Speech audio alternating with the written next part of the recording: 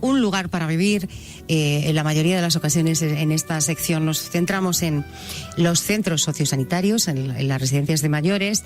Hoy también lo vamos a hacer, pero desde otra perspectiva, y también en los domicilios, porque vamos a hablar de autoprotección y lo vamos a hacer con el director general de Legal Planning, alguien que imagino ustedes recuerdan, ya conocen, porque César Mayoral ya ha estado, no es la primera vez que nos visita. César, bienvenido, buenos días. Buenos días, muchísimas gracias. Gracias a ti. Podemos hablar de, utilizando el nombre de esta sección, que podemos hablar de que un lugar es un lugar para vivir cuando es un lugar protegido. Siempre que sea seguro. Siempre que sea seguro. ¿De qué hablamos, César, cuando hablamos de autoprotección? Hablamos de seguridad, hablamos de medidas preventivas, es decir, de cuidar a las personas mayores cuando están dentro de esas residencias, dentro de esos espacios, sí, y tener previsto si algo ocurre, porque las cosas pueden pasar, aun cuando hemos previsto o hemos tenido medidas preventivas, su evacuación y su seguridad. Bien, de eso hablamos y de eso trata un plan de autoprotección en definitiva. No tanto esa actuación que a veces por parte de la residencia se empecinan en hacer, sino en proteger a las personas, evacuarlas a un lugar seguro. Y el lugar seguro no significa siempre la calle. Puede ser lo que llamamos técnicamente un confinamiento. Es protegerles dentro de la residencia, dentro de ese espacio sociosanitario, hasta la llegada de los servicios de emergencia. Cuando hablamos de planes de autoprotección y nos centramos en los centros sociosanitarios, en las residencias de mayores, César, estamos hablando de una medida obligatoria. Es algo que los centros tienen que tener pues interiorizado porque es básico, ¿no? Correcto. Por hacerlo fácil. Porque esta es una norma que tenemos una norma a nivel nacional, pero luego cada comunidad autónoma que tiene las competencias pues ha regulado a través de decretos, incluso en el ámbito municipal también tienen competencia. Pero hagámoslo fácil. Cataluña, 4 años. Es decir, que los planes que se han redactado y entregado en el año 2014, en el año 2018 se tienen que actualizar. Ajá. En el resto de las comunidades autónomas y de forma general, aquellos planes que se hicieron en el año 2015, en el 2018 se tienen que actualizar.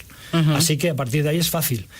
Si yo fuera director de la residencia, me voy a mi carpeta del plan de autoprotección, lo abro y anterior a junio del 2015 tengo que actualizar el plan. Si estoy en ese último semestre del año, pues conviene que llame a Legal Planning y le hacemos la actualización. Eso te iba a decir. A ver, ¿cómo trabaja Legal Planning? Imagínate que yo soy la responsable de esas tareas en un centro residencial.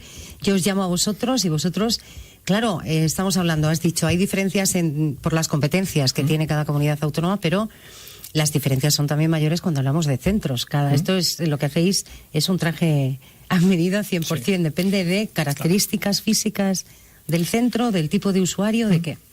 Fundamentalmente, por empezar por las residencias, es de la propia estructura del edificio. Ajá. Hay edificios muy modernos, donde ya el arquitecto ha considerado con las normas más modernas la evacuación, etcétera, bueno, pues ya está. Pero hay edificios muy antiguos, incluso históricos, que se debe tener en cuenta los pasos y no se pueden tirar tabiques, sino que hay que conservar ese patrimonio garantizando la seguridad y la evacuación de las personas. Entonces, al final, pues como bien dices tú, es hacer un traje a medida y parte de los planos. Los planos son los que nos van a mandar, porque al final dice esto del aforo, ¿no? ¿Cuántas personas pueden entrar en un recinto? Pues lo decide... No, lo deciden las puertas. Depende el paso de la puerta, depende lo que midan las puertas de salida al exterior y las escaleras, porque depende esa medida, hacemos un cálculo en base al código técnico y nos dice el número de personas que podemos tener en el interior. Por lo tanto, en base a todo esto, vamos configurando. Hay una parte que importante es la protección de ese titular de la actividad. El responsable al final es el titular de la actividad. ¿Cómo le protegemos a él? Asesorándole, dándole toda la información que necesita. En alguna ocasión nos hemos encontrado... Bueno, no, yo es que no sé muy bien de esto, entonces... Atención, porque el artículo 6 del Código Civil habla de la responsabilidad aun cuando no se conoce la norma. Por lo tanto, así que, de forma general, las residencias están obligadas a tener un plan de autoprotección actualizado. Pero César, eso está bien, porque además, bueno, es algo que dice la ley y legalmente tiene que ser así, pero cuando hablamos de estos planes de autoprotección, los beneficiarios, los mayores beneficiados, no son los responsables del centro. Claro. Son los usuarios, ¿no? Correcto. Y los familiares. ¿Y los familiares? ¿Qué papel tienen ahí? ¿Los familiares pueden en algún momento ir hacia el director y decirle... hombre, yo he visto que esta salida, si pasara en algún momento algo, ellos pueden decir también? Sí, y permíteme que vea un pasito antes. Quizás a la hora de hacer ese ingreso, esa entrada, preguntar si el plan de autoprotección está actualizado. si cumple con las garantías de la formación de los trabajadores, porque al final cuando se produzca una evacuación, de quien dependen son de las personas que trabajan allí. Entonces, por lo tanto, sí que lo deben pedir. Aquí no afecta la ley de protección de datos, porque no hablamos de datos personales, es sencillamente si cumple la norma sí o no.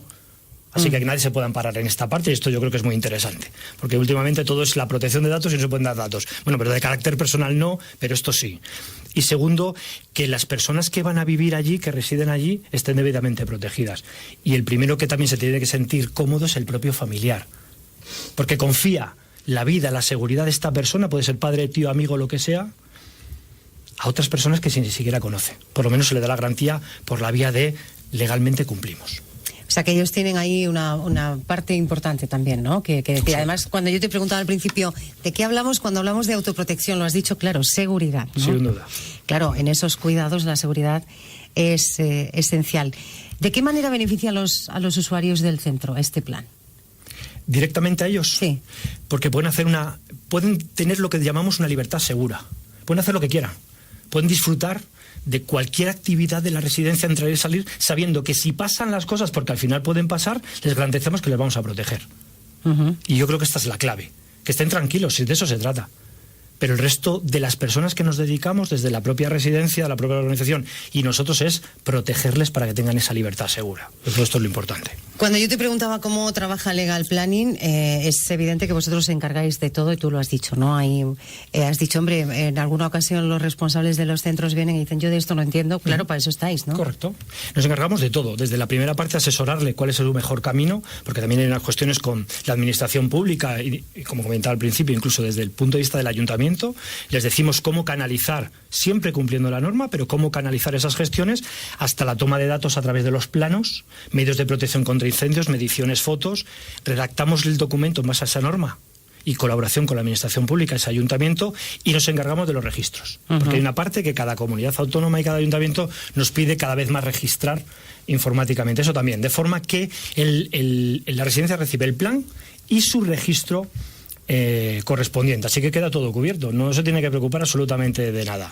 Lo más inteligente siempre es recurrir a profesionales, eso está clarísimo, porque uno no puede saber de todo. Sí. Antes de terminar, porque hablábamos César y yo antes de pasar de comenzar el programa, y me decías, no me gustaría acabar sin algunos autoconsejos, porque está bien que hablemos de centros residenciales, pero todos podemos hacer uso de estos autoconsejos que él nos va a facilitar, pensando sobre todo ya en el periodo vacacional, cuando afortunadamente los pequeños pueden compartir más tiempo con los mayores, ¿no? Claro, ahora ya mucha gente abandona la ciudad, se va a las parcelas, ¿verdad? Van los abuelos con los nietos, en fin, bueno, pero ahí tenemos otros riesgos diferentes. En la última vez hablamos de las regletas, ¿verdad? Y el fuego en casa. Sí. Pues hoy tratábamos un poco de hablar qué pasa cuando estamos en las parcelas. Así que 4 consejos de medidas preventivas, y si todavía pasa, hacia dónde tenemos que evacuar, tomemos todas referencias para que nos pueda ayudar en esos primeros momentos. Así que lo primero que podemos decir es que el entorno de las parcelas que estén bien limpios. De residuos es importante, si no, comuníquese al ayuntamiento. El desbrozado interior de las parcelas, atención, no se puede quemar. Es que es mi parcela, ya, pero no se puede quemar, porque cualquier rescoldo, cualquier aumento del viento puede mover la brasa, llevarla fuera y prender otros elementos. Así que hay que tener cuidado. Atención a las recomendaciones de protección civil que nos están dando permanentemente a través de la tele y la radio. Es decir, que si nos dicen que por la tarde se va a levantar viento, que al día siguiente va a soplar el viento, pues no hagamos fuego, porque la probabilidad es altísima y eso va a hacer que el fuego progrese muy rápido. Una cuestión, los fuegos forestales son de los más complicados, porque avanzan en 3 sentidos distintos. Primero en el suelo, 2 en el tronco, 3 en las copas. Y por lo tanto la velocidad del viento a 3 metros o 25 metros, lo que pueda ser la copa, la velocidad y la dirección es diferente a la del suelo. Por eso son tan peligrosos los fuegos forestales y los avances por ladera. Así que nunca, cuando se salga de casa por un fuego, bajamos en hondonada. Nunca. Ni subimos en la dirección del viento, porque es lo que va a hacer el fuego, justo en sentido contrario. ¿Y cuál es la mejor dirección? En sentido contrario al humo.